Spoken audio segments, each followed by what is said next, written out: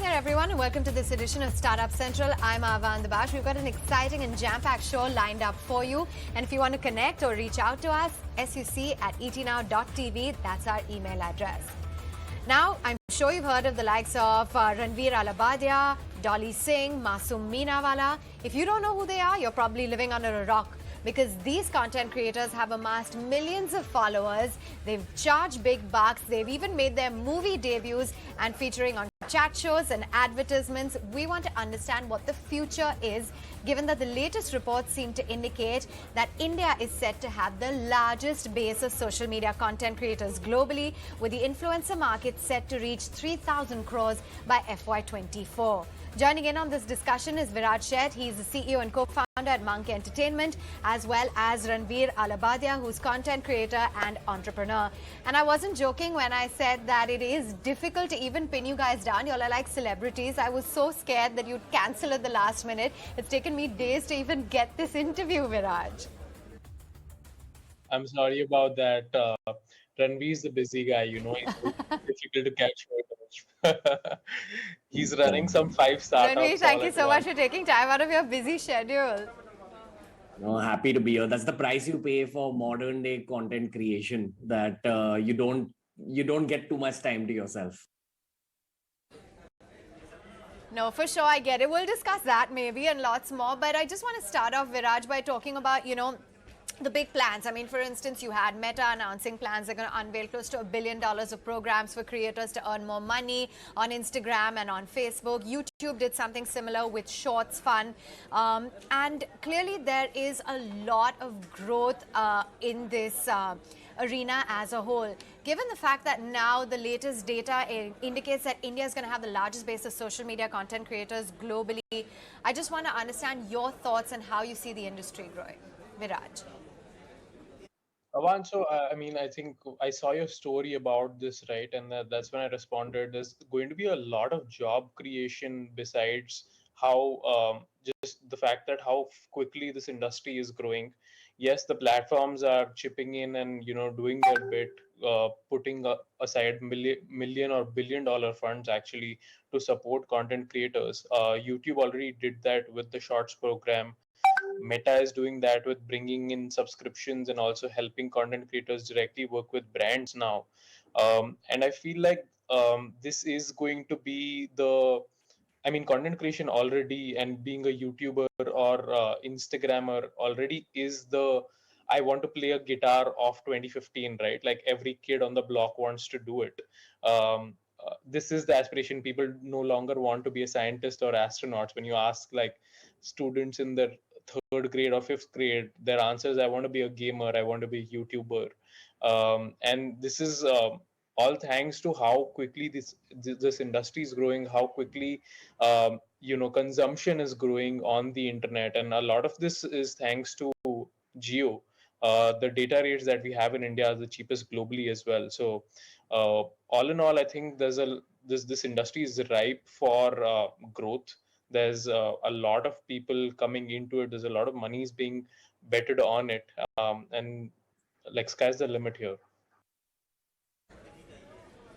Sky's the limit, Ranveer. 2.2 million followers. Look where we are now. And clearly it seems like brands are clearly waking up and taking notice, because there is a lot of influence coming in from the content creators. Do you concur with what Viraj said, that we're just getting started and that there's a long runway for growth from this medium? I do believe we're just getting started. And in saying that, now it's been 8 years of us, 7.5 years of us doing this. So we've seen a lot of creators come and go.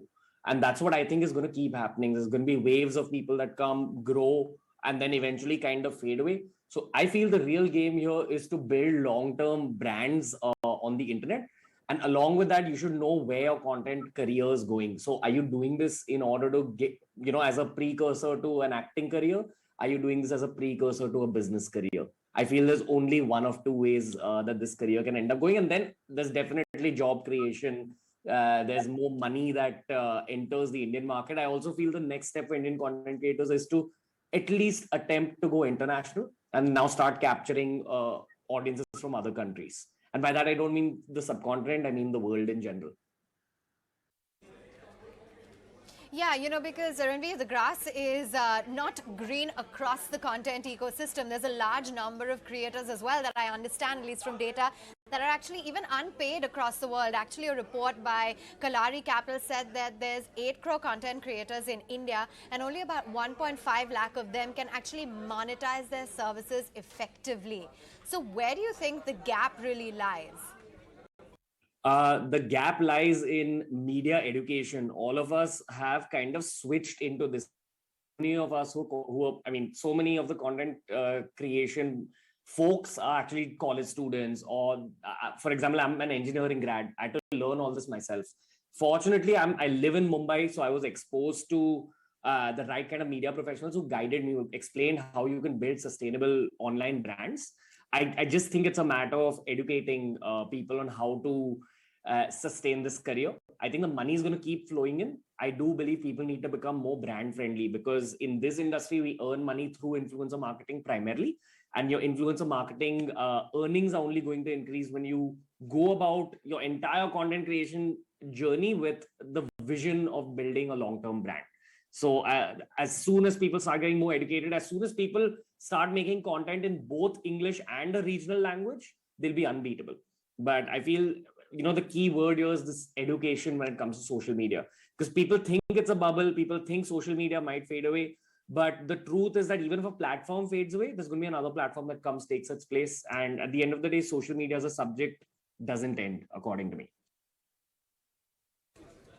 Yeah, and I think that's only being amplified or being cemented by the fact that now even the Ministry of Consumer Affairs, they're planning to regulate influencers and their endorsements on social media platforms. So do you feel, Viraj, these are steps in the right direction, that it's actually being recognized now that, the Department of Consumer Affairs is going to announce a policy on endorsement know-hows for celebrities and, social media influencers as well? That's going to take place today, actually. Oh, absolutely. I mean, I think Avan, regulation is always welcome, right? It always legitimizes an industry. And we've had advisory bodies like ASCI do this in the past. But I'm sure, stricter and stronger government regulation will be levied on this industry as much as it grows year on year. And we're happy to, again, welcome that. There is no issues. In fact, I feel like it will only organize the sector more. There will be a lot less cheating, a lot less fraudulent activities within this ecosystem, especially when a lot of the folks that are getting really popular are coming and hailing from tier 2, tier 3 cities, who may not always know the know-hows in the ways that folks from the metro cities operate.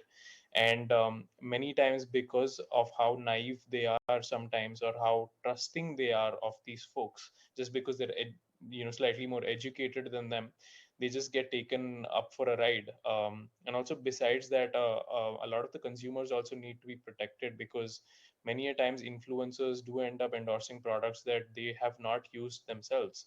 Or even with a lot of the crypto and financial advice that's being given out on the internet by folks who are not financially registered by SEBI, for example, is causing a lot of harm to the average consumer. So this is very welcome.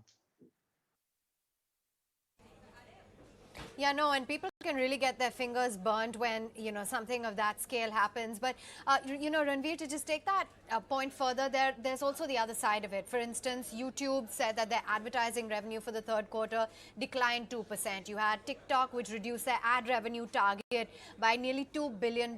It seems that there is a bit of a slowdown as well taking place in the digital advertising industry. Is that a worry, or do you think that, when it comes to, content creation and influence, being an influencer, etc., that right now is not so much of a concern?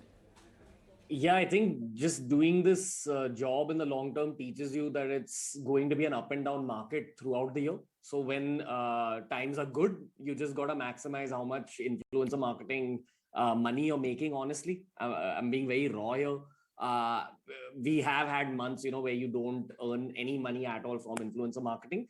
In saying that, recently, especially in the last year, we've seen our best year in terms of YouTube AdSense revenue. So even if there's a 2% of a dip or whatever in that, um, things are honestly looking good. The actual game is to consistently put out content. If you can crack that, you'll be fine in the long term, because brands gravitate towards views, subscribers, and a kind of good brand perception. So I feel as long as you focus on the basics, you'll be safe as an influencer.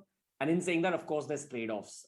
There's very little time we get to ourselves. There is a trade-off of your social life, your family life, etc., because that's the price you pay for being that consistent. So these are some hardcore lessons from the last 8 years. Yeah, no, for sure. I mean, because it looks pretty easy. One would think you just snap out your phone, you say a couple of, take a couple of videos, post with a bit of a brand or something, and it looks pretty easy. But obviously, you're showing us, or you're telling us what the ground reality is like. And Viraj, just to stretch that question forward to you as well, because do you think that with advertising spends being cut, brands will still engage with content creators? Do they still demonstrate a good fit? Is there still relevance of brands to the creators' audience? It totally depends on the brand, right? Some brands are going to deduct that budget from the performance marketing. Some brands are going to do that from their branded content. Some are going to do that with influencers. So it totally depends. Like, for example, a brand like say Netflix or Swiggy, they always like engaging with influencers. So they probably may not. But a startup that's just fledgling and is only 2 years old, for example, and might want to cut down, will probably not work with influencers for the near future. So I think it's quite subjective. But as an industry, I don't see it having a slower growth at this moment, and I think it should keep flourishing in the future as well. Also, in the long term, as a creator, if you kind of just figure out how to go about your influencer marketing well, like if say if a brand is coming to us and saying that I want to generate X amount of sales, you'll figure out a way to do that within your content over time. If a brand wants to come on board just for better branding, which means effectively you need to be able to generate a lot of views for them, you need to garner eyeballs, you'll be able to figure that as well. And in saying all this, I do believe that some aspects of content creation are genuinely easy because it is a talent based industry. And for some people, creating content comes naturally, but you can choose the game for yourself. Do you want it to be an easy game and have that quick success, quick fame, quick money, or do you want to be long, sustainable, and play a difficult game? So it's very varied, but it's a great career all in all. Yeah, no, for sure. And, looking at your page and looking at, the kind of content that you and, the lives of your peers generate, it is very engaging. I think you brought up a valid point, Ranveer, the fact that there were so many, but a lot of them fell along the wayside. Going forward, I just want to understand, will the competition amongst creators become a lot more fierce, that now every creator will have to work extra hard to prove their relevance, to prove their ability to deliver? Yeah. I mean, at the cost of making content creation sound a little bit pompous, I do believe it's somewhat like a sports career where you have to stay ahead of the competition. You have to figure out what's happening around you and make the moves that separate you from the pack, because that's the only way you get noticed by the brands. And the thing is, it's one of those situations where even if you're at the top, you need to keep working because there's 10 other people vying for the same spot. So that's the harsh kind of truth that I've figured over the last 8 years. There's a lot that goes in, but in the end, it's worth it. Yeah, no, for sure. Toot your own horn. You deserve it. And, Viraj, from influencer-led merchandise to making cameos in films, ads even, do you think that, content creators have the potential in India as well to overtake celebrities? And what's the way forward? Yeah, I believe so. I mean, like I said, I posted a story on Instagram last week that a lot of content creators are going to start replacing actors as brand endorsers and ambassadors. And we're already seeing that. We made a few announcements from folks from our roster, and we're going to have some more people becoming brand ambassadors as well, of not just Indian brands, but like global brands. And I feel like slowly and steadily, I don't know if they will overtake celebrities, but I feel like they will become celebrities in their own right.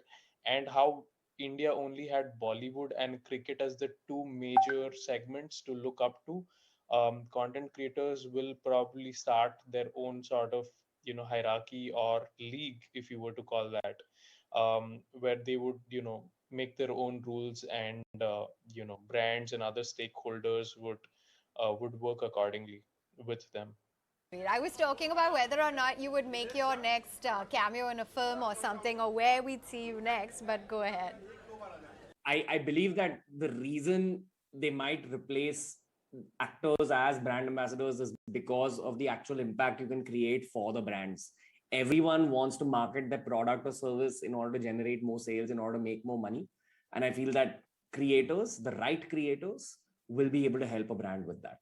And this is a tried and tested method. We have data to back what I'm saying over the years. So I think it's like the natural progression of the marketing industry. Not and in saying that, it doesn't apply to all content creators, but it applies to the ones who know what they're doing in terms of marketing. Yeah, so Ranveer, I was wondering if you're going to be making your acting debut then anytime soon. Will we be seeing you on the silver screen then?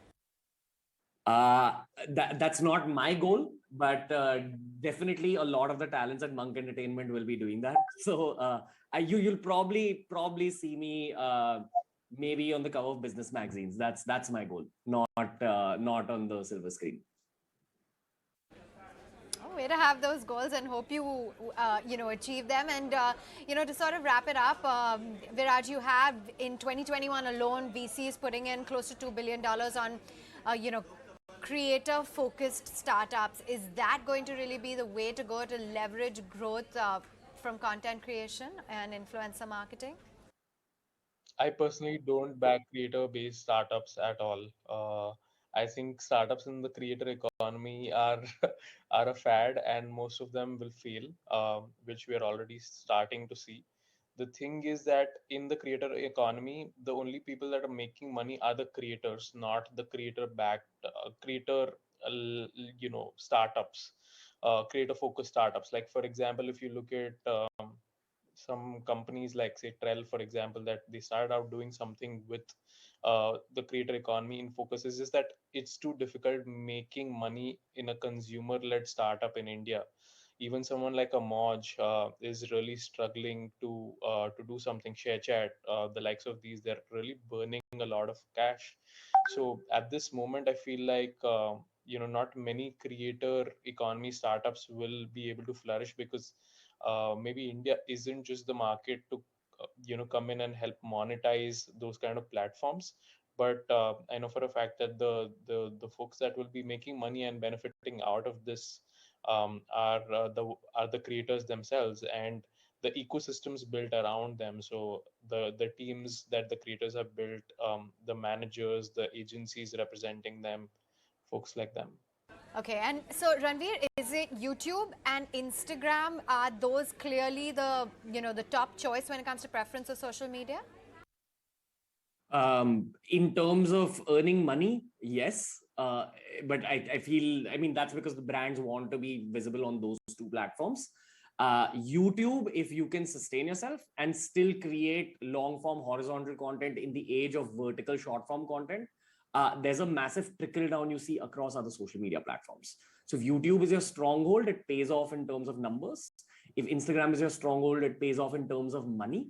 And if Twitter is your stronghold, I believe it pays off in terms of building the right audience, because the cream of the crop in terms of the audience is present on Twitter. And say if you're trying to reach out to the corporate world, LinkedIn is the way to go. So it's these four, but this answer keeps changing as time goes by. Okay, lovely having you both on board. Thanks so much for taking time out. Hopefully it should be easier to pencil in an interview down the line. But good to have you both on Startup Absolutely. Central. Thank you so much, Aman. Well, it's